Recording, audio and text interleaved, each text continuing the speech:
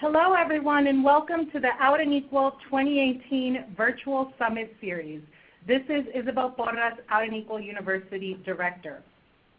As always, this is a 1-hour broadcast audio call. Please make sure you've turned on your speakers or headphones and that your volume is all the way up. If you have trouble signing in, please dial the U.S. toll number and enter the access code that's on the screen, or just chat in and we'll help you troubleshoot as needed. Of course, if you have any questions or comments during the call, please use the chat box on your left-hand side to share those with us and with the speakers. We'll be recording this session, and it'll be available after the call along with the slide deck. And you can always access our archives, for our town calls and for our virtual summit series on our website. Before we begin, I have a few announcements.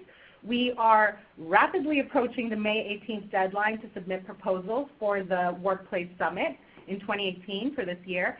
So we're very eager to learn from you, so please submit a workshop. If you haven't already seen it, you can visit our website for a detailed workshop submission kit that walks you through the process and shares some tips for a successful proposal. And if you have any additional questions about the proposal process or about Summit education opportunities itself, please email me at university@outandequal.org. We'll also announce that our global webinar series continues on May 9th at 9 a.m. Pacific, with IBM and JP Morgan discussing corporate advocacy on global LGBTQ issues. You can register for this and any upcoming global webinars, as well as our virtual summits, on our website. We'll also be posting the invitation for our next virtual summit there. Please feel free, again, to email me at university@outandequal.org with any questions about our webinars or any of our resources. With those announcements, let's turn to today's virtual summit. I am so pleased to introduce the amazing folks from Dell, Geetha, Christine, Nicole, Gabriel, and Heidi. Transitioning in the workplace is often full of anxiety and apprehension and can be a difficult journey for team members. Workplace transitions can be a challenge even for the most senior HR professionals and leaders, so as we know, support and guidance is very important. Dell has a workplace transition program in place that not only provides support to team members going through this process, but also provides clear roles and responsibilities for those who are supporting the transition. So today we're going to hear from a team member who transitioned while working at Dell, as well as from the D&I and HR team members who supported that transition. We'll learn what has worked well for Dell and the steps that employers can take to create and implement an effective and supportive workplace transition program. So with that, I will turn it over to today's speakers. Thank you so much. Wonderful. Thank you so much, Isabel. Hello, everyone. Thank you again for joining our virtual session today. And we hope to provide for you all a double click, if you will, into our transition program. Again, as Isabel shared, our feature panelists include Christine, a team member who transitioned several years ago, and Geetha from our diversity and inclusion team. Christine and Geetha will share with you all about their partnership during Christine's journey, as well as how their relationship has evolved over the years. We also have on the panel today Heidi, and Heidi is also a member of our diversity and inclusion team, and Heidi is based in Panama. Both Heidi and Geetha support Pride in their roles, and Heidi will give us some perspective on the acceptance of transgender community in Latin America and share with us her experience in partnering with a team member who transitioned gender in Brazil. And then last but not least, myself, Nikki Gibson, and my HR colleague, Gabe, will be sharing with you all best practices as HR leaders and Leaders for Pride, our LGBT employee resource group. So in a nutshell, you'll learn from engaged members of the Dell EMC team valuable steps employers can take to create and implement an effective and supportive workplace transition program. Now I'll hand it over to Gabe, who will share some objectives for our session. Gabe? Thank you, Nikki. So our transition program has evolved at Dell over time. As Nikki mentioned today, you're going to hear from our panelists who have experienced the program and can share how it works in reality. We're also going to review at a very high level what our toolkit is structured and how we will provide the framework on how you can support your team members in their journey. We're by no means perfect at this, but we do believe, and based on feedback we've received, that our program is a good program. And finally, in closing, we will share with you best practices both as an employer and as a team member going through the process before we wrap up with Q&A at the end. So let's go back to Nikki for a quick poll question. Thanks, Gabe.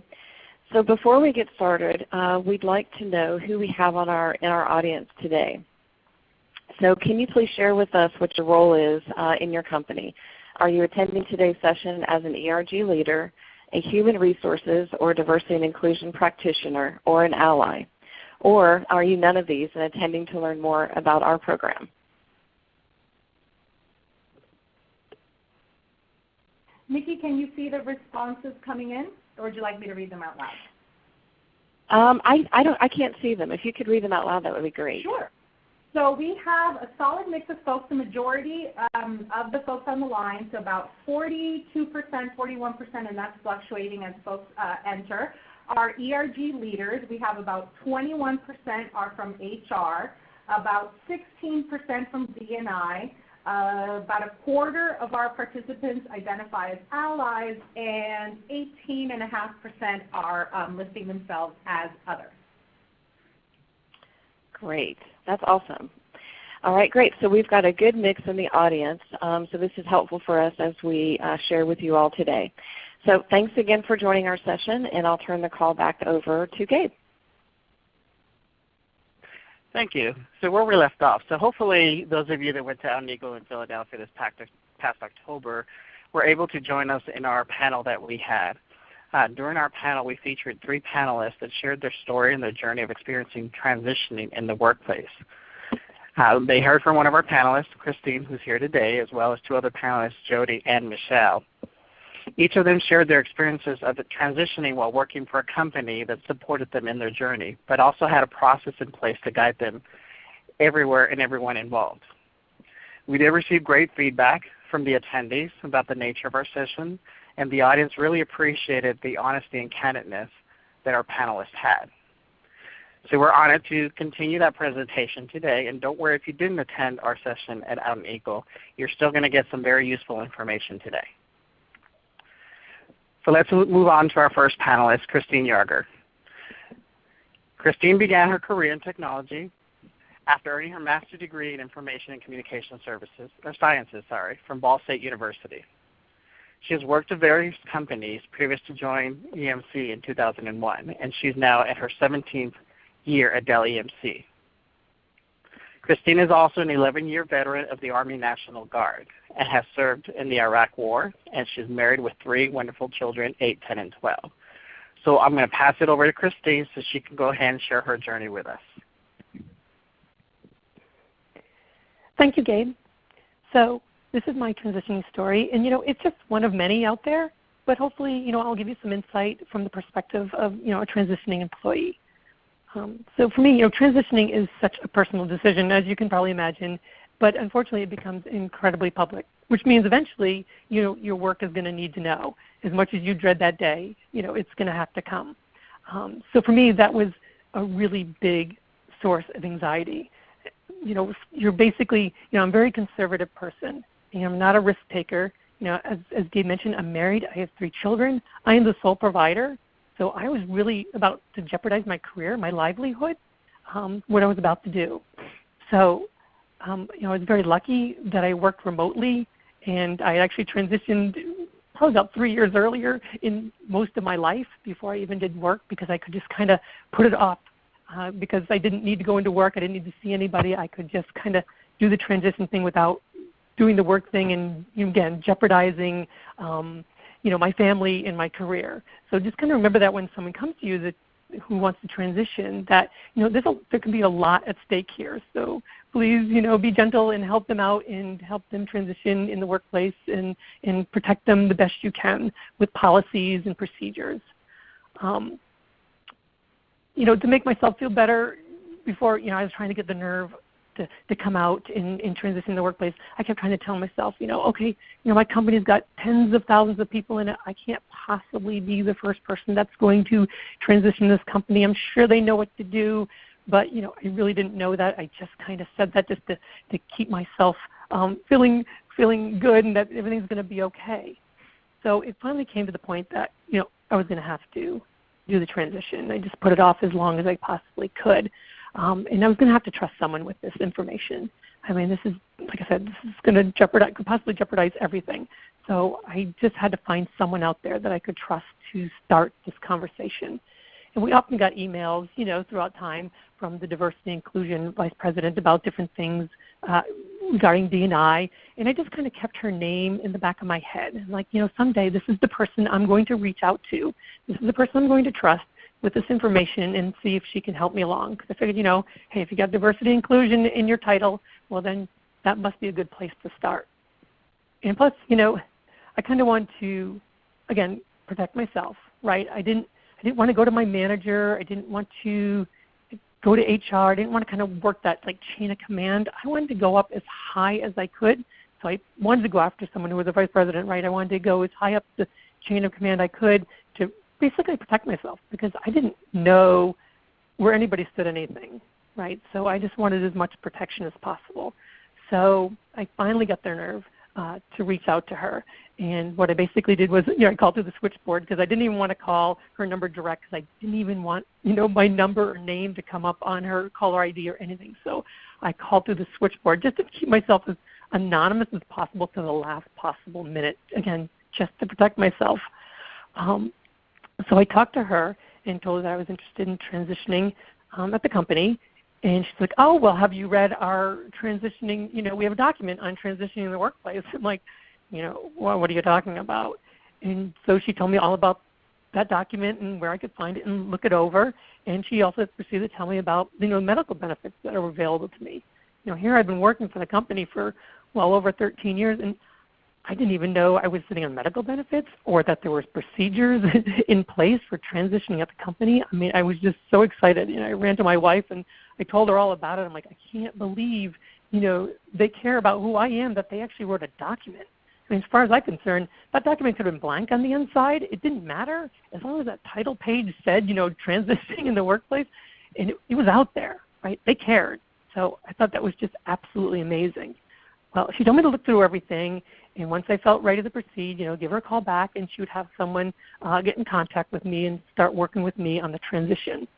So sadly, I didn't actually call back for another year. Not that I totally lost my nerve, but I guess there's a couple of things I just really had to take care of. I work in a team, even though the company has a very diverse workforce. Unfortunately, in my team, there was very little diversity. I worked with middle-aged white men. I didn't know anybody that was a lesbian or gay, or definitely didn't know anybody transgendered. And I've been working there since 2001, and I didn't know of any diversity. And I certainly didn't have any diversity in my immediate team. So I didn't think I would have any allies. I certainly had no idea what was going to happen, at my team level. And I also really waited because I just started in a new group. And I think President Reagan said it best. He says, trust but verify. So I waited and did a year in my group so I could get an evaluation with my group. I've always had very good evaluations, and I wanted to make sure those continued on even after my transition, and they weren't skewed in any way because of the fact that I transitioned. So I wanted to have a good evaluation on record with my new group before I actually made that transition. So it's just, again, always trying to protect myself. We're always kind of, people in transgender community, there's a lot of reason for us not to trust people. So, we're always very cautious on things. So in another one I always forget about, because in the LGBT, I'm not just the T, I'm also now the L. And I always forget this one other piece of why I waited.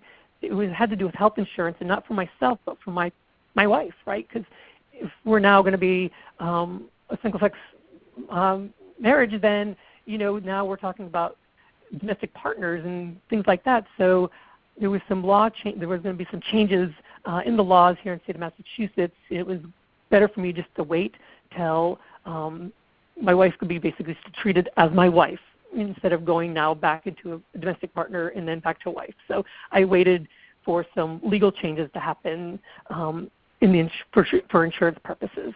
So that was actually another one. But really, the main one was kind of to protect myself and get an evaluation under my belt before I did any transition. So anyway, I finally called back a second time, and yes, I called through the switchboard again, just in case and I told the Vice President that, yes, I was ready to proceed on. And she said that she'd have someone reach out to me and to begin the process. And very quickly, I got an email from Geetha, who we're going to hear from in a little bit. And she reached out to me and said, let's talk and tell me what you want to do and how we're going to do it. Also, I'll inform you how the procedure works here at the company and, and how you can fine-tune it. So I told her I was ready to proceed on.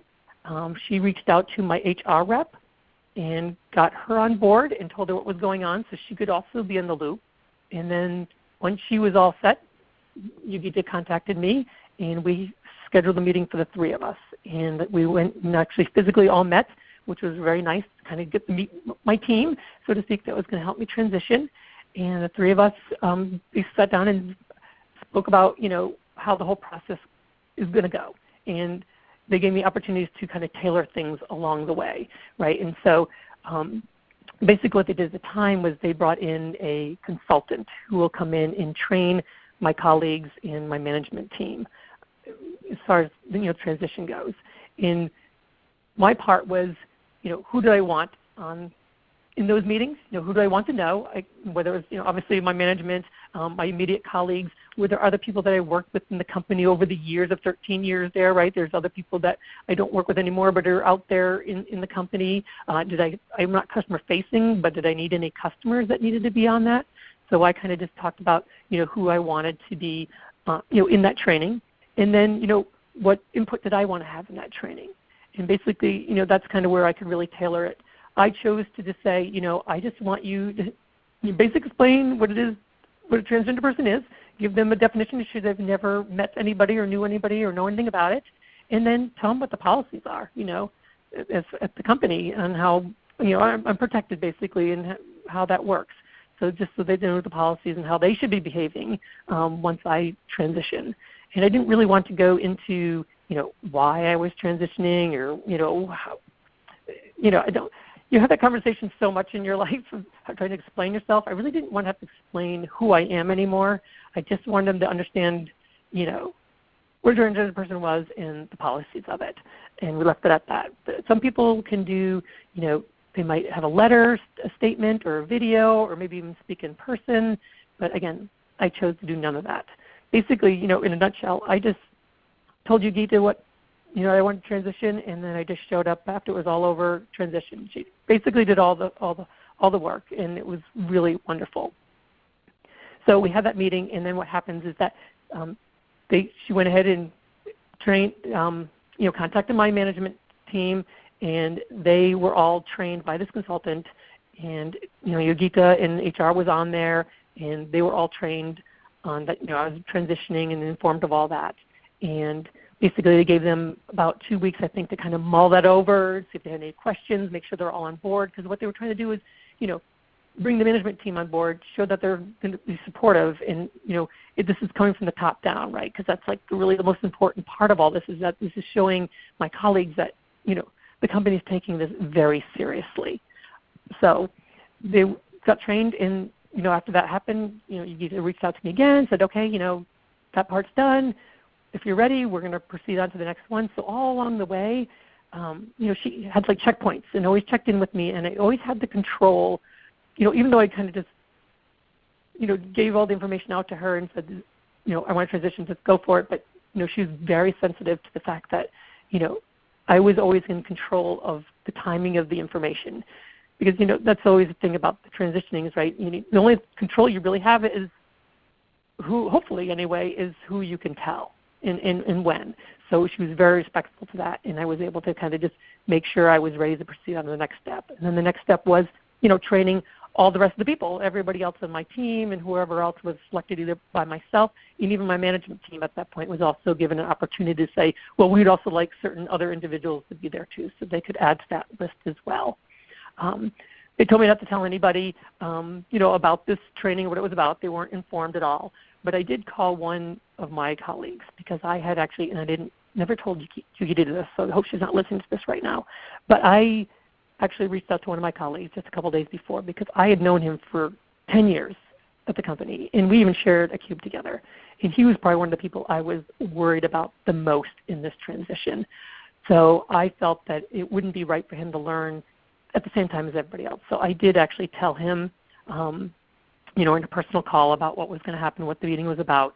And he was incredibly supportive and actually knew more about transgender people than I ever realized. So, you always think you know someone, but it turns out they can surprise you. And it was good that I told him because he was more prepared for it. And, basically he was an ally for me on the call when it came to questions and answers. And I think a lot of people turned to him because he and I had the longest relationship and actually, again, like I said, had shared a queue. So that's basically how my transition went. Right after that meeting, the next day, I was Christine. Everybody got the pronouns right, and it has been going amazingly ever since then. It's amazing how everybody has just picked up on that, been very respectful, very professional, and I've had no issues moving forward. So that's basically my story. And now I do have the honor of introducing Geetha, who was definitely my first ally, and she's going to share her experience not only in my transition, but many other ones that she supported. So Geetha. Thank you, Christine. Thank you so much for sharing your story. Hello, everyone. I feel so fortunate to be on this call and partnering with Christine and various other team members that have gone through transition at Dell. During this transition and even after, Christine and I we share such a good bond. She has also reverse mentored me in a way so that I can be more kind of emotionally intelligent when I'm working with team members who are transitioning at Dell. So this quote up, which all you can see, it resonates with me along with the guidelines that we have in our toolkit at Dell, which we will go over during this call.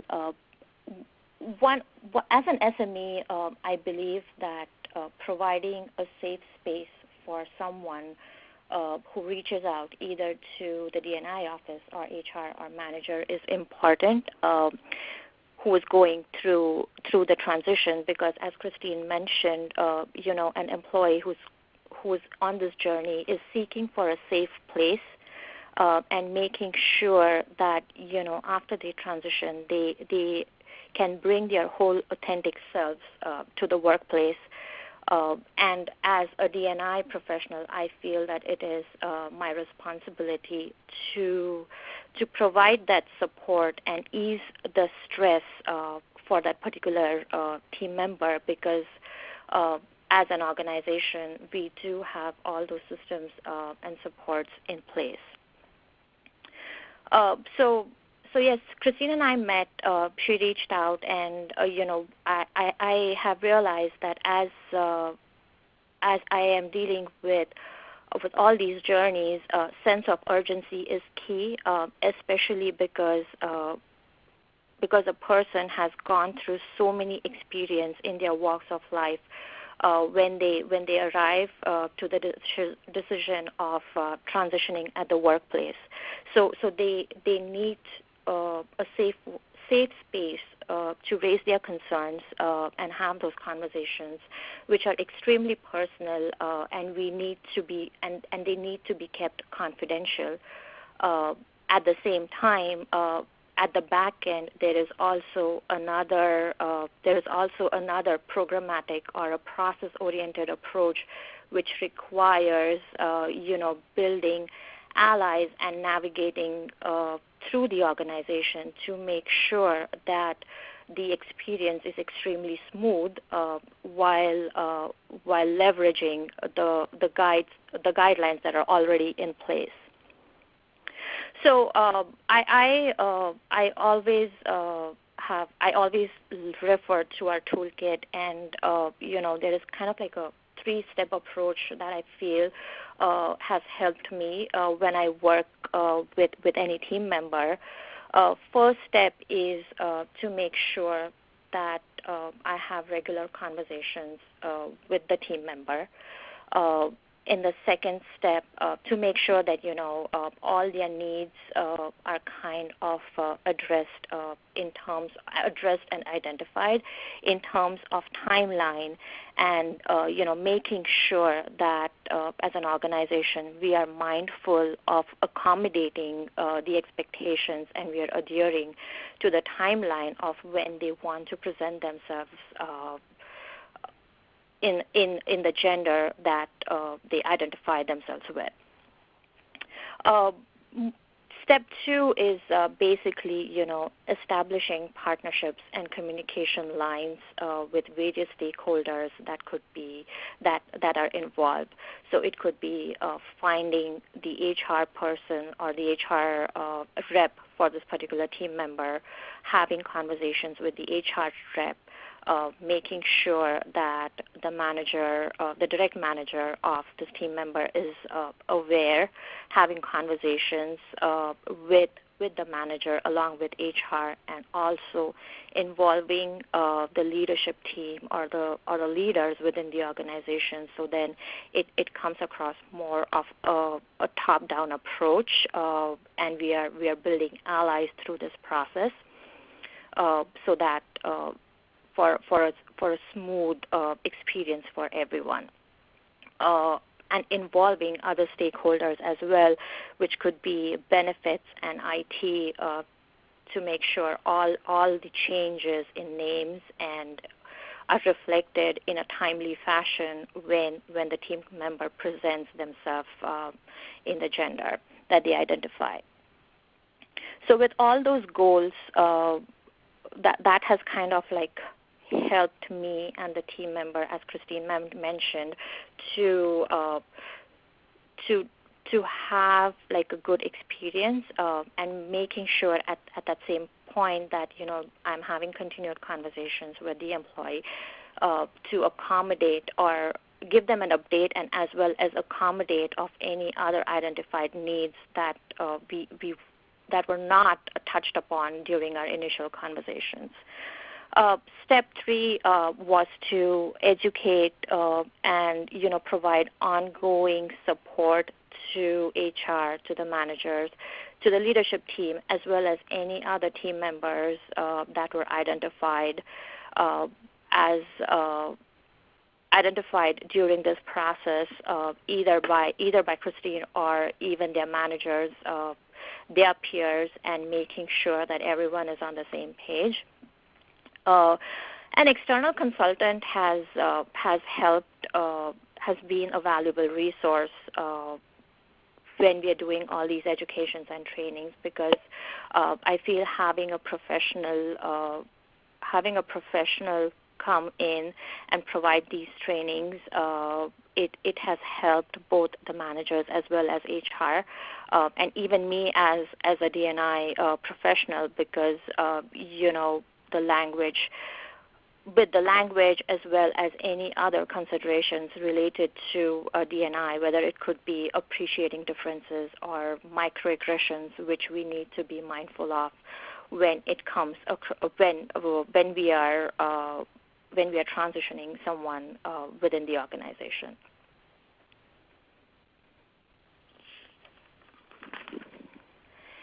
So personally, for me, I have walked away as a professional. I have walked away with improved emotional intelligence, and I have realized that none of the transitions are similar. They are a snowflake. For those of you who are in cold regions, can associate with that analogy, because no snowflakes are different, and that's what I have come to realization with, because the amount of emotional stress that an individual has gone through in their walks of life when they come to this decision is huge. Also, when I took upon this role, what I realized was gender is not binary concept, and understanding about gender variance for me personally, has led to more of an acceptance. And with that mindset, it has also helped me to connect with any team members that have transitioned and develop and maintain those relationships after as well, because it's the experience that matters, and it's end of the day it is how you have made a person feel during those tough times is really important. So Dell, I'm so fortunate to work for an organization like Dell, who has a great culture code and who has a philosophy where employees with differences are welcomed wholeheartedly. With that, I would like to introduce my colleague Heidi, who is based in LATAM, and she leads the D&I efforts in the region. So Heidi, I will open the floor up to you to walk through your experience. Thanks, Geetha. So I supported an employee in Brazil. I'm based in Panama. I supported an employee in Brazil and 2 team members in Panama. And I think that in Latin America, a lot of what Yogi and Christine have talked about is similar to what we experience here. Of course, as you would imagine, in Latin America, the cultural stigma surrounding this topic is huge, and so it really helps to be part of a global multinational company that has a non-discrimination policy, that has toolkits, that has resources that you can draw from to say, look, this is what our company stands behind, and it doesn't matter where you are in the world, you have these protections at least as long as you're a team member here. And so when I started supporting our team members in Brazil and Panama, just being able to reassure them, look, we know that living here is difficult and you have concerns, you have fears, but we support you as a company. This is the policy that we have. You are protected by this, and we will support whatever you want to do. And so that was great. And of course, having a really good team to work with was key. I always sing the praises of our HR leader here in Panama. She and I partnered for a team member transition at the end of last year, and it was such an amazing experience to do that with her. It was her first time, and it was like looking at this whole thing through her eyes as a first-timer again. She was just amazed by the fact that we even had these resources, like Christine was saying. And so having a really good team and working together as a support unit for the team member is, I think, the most important thing. And then second to that, for me, it was setting the right expectations for everyone, especially for the team member. We're all learning. It's something that you have to recognize. All of us are learning, and as Yogi said, each situation is unique and completely its own. And so you need to recognize that and try to anticipate the situations that may happen and prepare the team member, the manager, the whole support team as best you can. But at the same time, give assurance to the employee that you're going to go on this journey together. So, hey, I may not know everything, but I'm going to be here for you, and we're going to face those things together. So, setting the right expectations is really key. To give you an example, if the employee chooses to talk to their leader, to talk to their colleagues about their transition, it's important to set the expectation that not everyone is going to respond the same way. So I think oftentimes the team member might have an idea of what how they would like the person to respond. And if it's different from what they, the scenario that they've played out in their head, they can either make it seem better than it really was or worse than it really was. And so it's important to set the expectation with a team member that people may respond in a way that they don't expect, and then help them to prepare for those situations. Of course, it's really important to let them know that if there's any type of discrimination or harassment or anything like that, that needs to be called out immediately. But that there's also a difference between that and the person perhaps being surprised by the information, or maybe not knowing, genuinely just not knowing how to react. And I had a situation with one of the team members that I was supporting where they had real trouble giving the person the benefit of the doubt, and really recognizing that it's not that the person that they were speaking with didn't support them, but they were surprised by the information, and they just needed a minute to process. And then sure enough, they were on board and they were willing to support. And so I think it's about having these conversations, exploring these different scenarios. I actually did some role playing with the team member that transitioned here in Panama, and that was extremely helpful for both of us. The other thing that I wanted to mention is our ERG, our Pride ERG.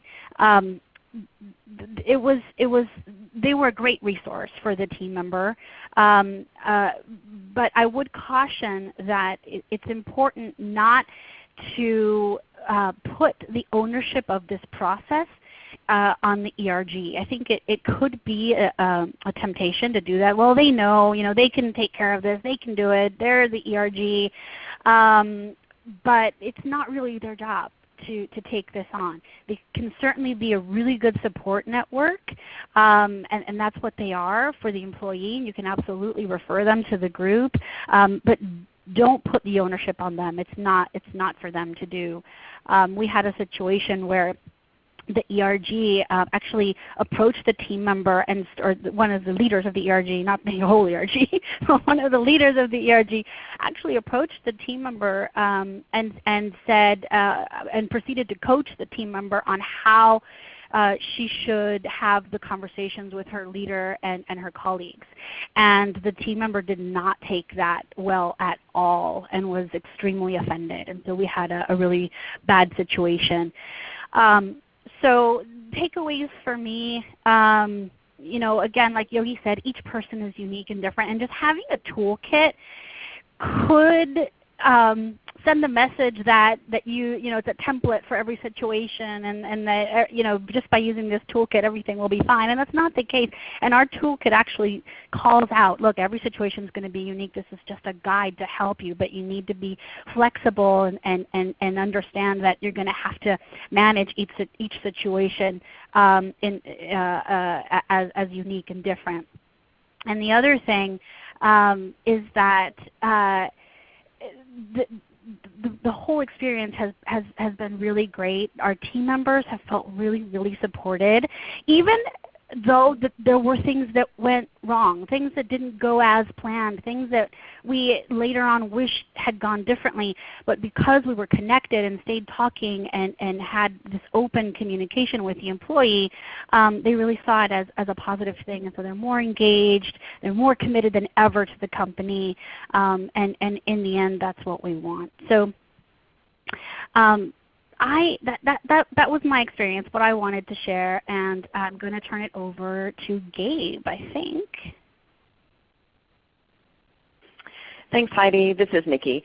I think what we're going to do, we had next planned to do a quick poll question, but just with a glance at the time, we'd like to go ahead and move forward into what our toolkit actually is to provide some structure. We've gotten a lot of questions. with respect to our toolkit and the structure. So let's just transition into that. So Geetha, do you mind sharing with us quickly about the toolkit? Yeah, sure. So Heidi and I will divide and conquer around the toolkit, and I can start. So the slide that you see provides a quick kind of like a synopsis of how our toolkit looks like. It starts with the company philosophy and the various policies that we have in place in terms of non-discrimination and also accommodation. It outlines the general terminology. So if someone who is a manager and an employee has reached out to them around to transition, the manager can refer to this toolkit and come across with the general terminology in the LGBTQ space and get used to the lingo. It also outlines roles and responsibilities with the stakeholders that Heidi and I mentioned around HR and managers and leaders. And as a support team, it outlines the expectations both for the team member who's transitioning as well as the support that this team would provide. In terms of guidance, this section kind of delves deeper in terms of what the expectations could be or what the team member would be required to do either in name change, who they need to reach out to change their names in the system, or how they should proceed when they have questions around benefits, and also what other available resources they would have internally during their journey, which like the D&I or HR or anyone else, those kind of resources that could be available. We also have templates around communications and FAQs when it comes to the use of pronouns and the communication that goes from the leadership team to the business unit or the team members that have been identified of who need to be communicated by the transitioning team member.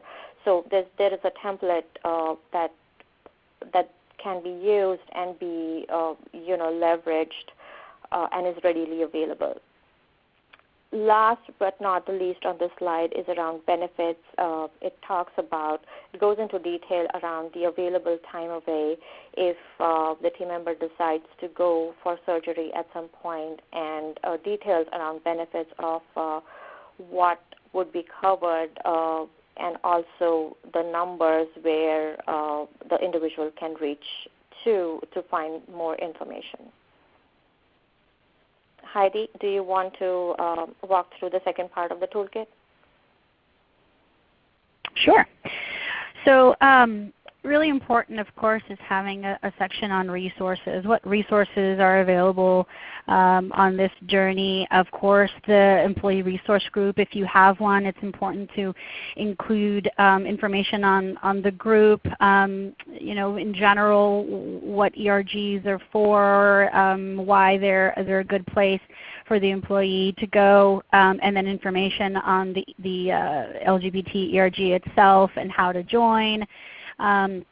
Also, just some information on, if you have a diversity and inclusion mailbox, or how can the person contact people that they may need to contact.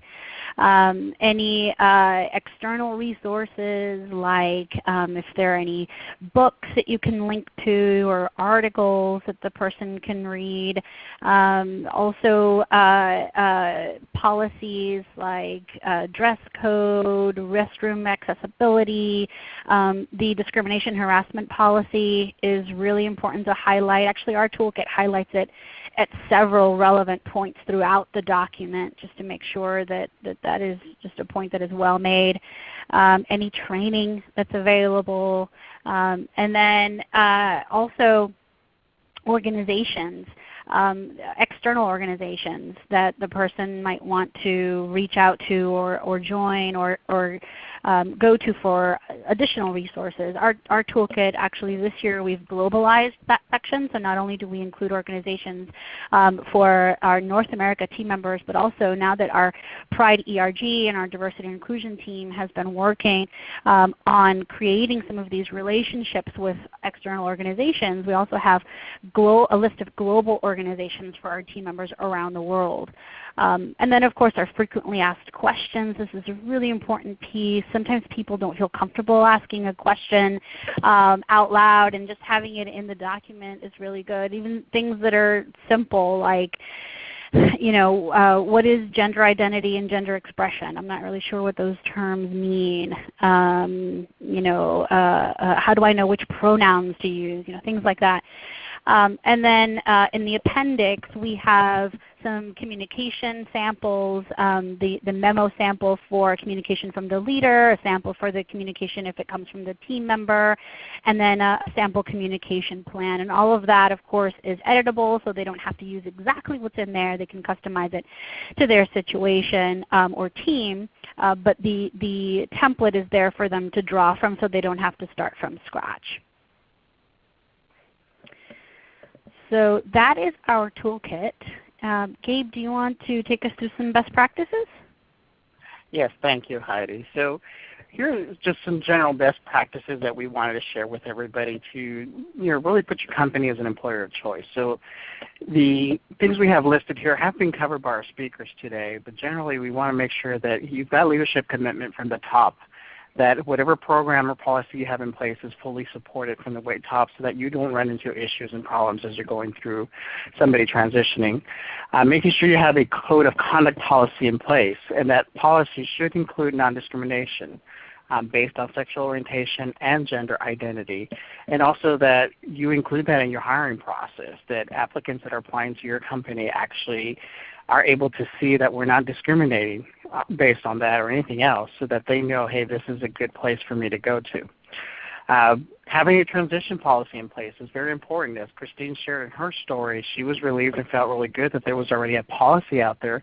She didn't know about it, but once she found out, that really helped her in moving forward, and she felt really supported because that policy was in there. Definitely educating your HR professionals, making sure that you're providing diversity training, bringing in consultants if needed, and looking for resources so that we are always prepared. It's better be over-prepared than not know what to do when the issue does arrive. It seems like a given, but make sure that you have confidentiality. We only want to share information regarding the transition employee with those that need to know. And as that expands to team members and other individuals at the facility and so forth, it's basically as we need to know and not be sharing that information. Considering a benefits package that's going to include health benefits is going to be very important, so that employee really feels supported in all aspects. And as Heidi shared, definitely you want to reach out to your LGBT ERG, but they're not the experts. They can help in the process and provide some guidance, but really should not be relied on for the whole process. Okay, I'm going to go ahead and transition over to Christine so that we can cover from a transitioning employee some best practices. So basically most of this is a summary of everything we kind of talked about, and but just to kind of go through it again real quickly just to summarize. But some things that an employee should think about is how to initiate the process. I went to D&I, but maybe you don't have that organization, so go to HR, or maybe you have a good relationship with your manager. So look at who you want to initiate that process with, and that kind of goes along with the whole support team as well, right? You want the D&I team part of it, your HR, your manager. Maybe you know another employee that you've been mentoring with that has transitioned already, and you want them to be part of that support team to help have that perspective. And then when to announce. We talked about that you want to coincide it with maybe a vacation. While you're on vacation, they make that announcement. You're just kind of gone, or maybe you do your surgery during that time. A lot of people will have their surgery and be gone recovering during this announcement, and then you just come back in your preferred gender. And what information do you want to share, and with who, right? You want to share it with your colleagues, stakeholders, customers, whoever it might be, and how do you want to do it? As I mentioned earlier, is it letters, videos, maybe a surrogate like a consultant or whatever, or you do it in person if that's the way you want to do it, because some people do want to talk about it. And then, as we were just talking about with Gabe and Geetha and Heidi, know your benefits. The support groups, mentors, your medical benefits that are available to you, corporate policies, especially discrimination policy, because I think once you've transitioned, you want to make sure the company's got your back, right? So you definitely want to know about that one. And then, of course, your state and federal laws in whichever country that you might live in. You have different policies and laws and stuff as far as transitioning. And then, of course, there's a lot of updating you need to do. Some of the stuff the company can do, but some of the things you're going to have to do yourself. Usually your gender markers are something that you have to do yourself, but they can help with a lot of the name changing. So there's lots of databases you'll find out pretty quickly in your company that you need to make sure get all updated. So that's quickly, some of the things an employee needs to think about. And now I'm going to turn it over to Nikki to wrap things up. All right, great. Thank you, Christine, so much. And thank you to Geetha and Heidi and Gabe for sharing on today's call. We've gotten a lot of questions. They're great questions, and we'll never get all of these answered. There's really no way. So we appreciate the questions. We won't be able to get these answered on the call, but we will work with Out and Equal to respond to these questions and share with you all what our experiences have been in some of these areas. We have gotten several questions, though, that are specific to the consultant piece and how that works with D&I. So Yogi or Heidi, would either of you like to take that question and talk to that in detail or provide some information around how that partnership might work?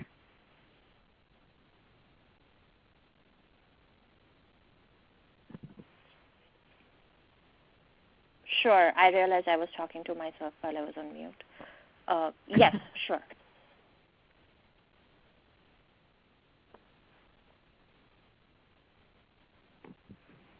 I think we might have had an audio cutout. It sounds like it. Geetha, can you hear us? You might be on mute again. She might be on So mute. I'll just give it. It looks like she's dropped. It looks like she's dropped. I'm sorry, is that Christine? So this is Christine. So just to give a little background on the consultant that I had. So the consultant that they brought in was actually someone that used to work for one of our sister companies. She had transitioned with the company, and she'd then later left the company and went on to basically become her own consultant. And so it was nice to have her be able to come in, because not only did she transition with the company, but she could also speak the lingo. She was in the technology industry, and she could kind of speak the culture, and I think that was very helpful, because she not only sees someone who's been through it, but again, she knew the culture of the company. But you don't have to be. I think just anybody who's very knowledgeable in understanding transitioning, anybody could come in and make that presentation. And I think that can be very valuable, especially in a smaller organization that maybe has never experienced transition. And I think it's very wise to bring in someone who can do that. You can also look for people who do counseling to transgender people. Some of them also do consulting, so you can reach out to find therapists or social workers that do specialize in gender transitioning, that they can probably help out as well. And if I can make a shameless plug here, this is Isabel from Out and Equal. I would say Out and Equal also offers training and consulting, and we've worked with a number of companies in the past to provide gender identity and expression education in advance of someone transitioning, and also just to help HR and talent acquisition folks sort of be acquainted. So I'll share that in the chat, but wanted to plug our services as well. Absolutely. Thank you, Isabel. Thank you, Christine, for covering. I dialed back in. Sorry about that.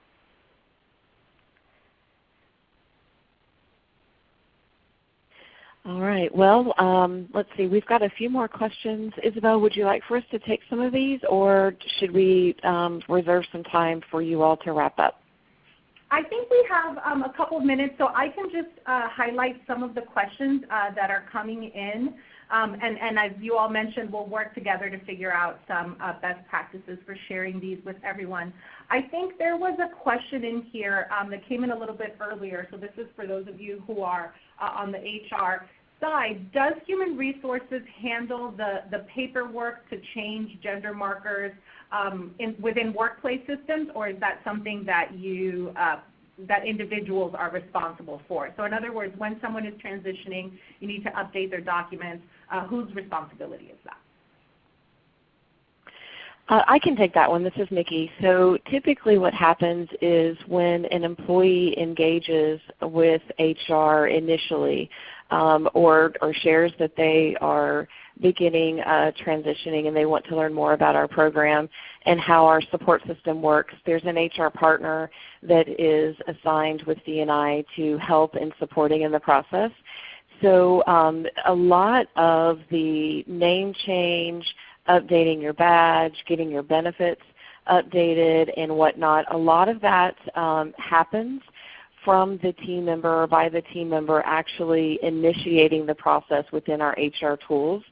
So a lot of that is done on the back end from a system standpoint, but it's done in partnership with HR as the team member actually moves through the transition process. So it's a lot of inputting and changing within our actual tools by partnering with folks in benefits and HR operations to get information updated in our system of record. Awesome. Thank you so much. And I want to recognize for folks on the call, there have been a number of questions coming in around support for gender nonconforming and non-binary individuals. And so, Dell, if you have something to add to that really quickly, I open the floor to you. Otherwise, I do want to say to folks on the call that this is a very, very important issue, something we've been looking at a lot, and we'll be dedicating a town call or a webinar specifically to that topic. So just want to recognize all those questions that came in and encourage you to look back shortly when we schedule the webinar for that. And that's I great. think we are, go ahead. Sorry, I said that's great. Thank you. Perfect. And so I think we are right at time. And so the questions that have come in, we'll share these with our speakers. And if they're able to, they'll reach out to you with responses, or we will from Out and Equal. But I just want to thank all of you from Dell for sharing your experiences and your resources with us. And I want to thank everyone on this webinar for joining us. We will be sending out the recording of this call as well as the slides shortly. And it'll also be posted online along with all of our archives. So I just want to thank everyone and ask our speakers to just hold on 1 second for a quick debrief. So thanks, everyone.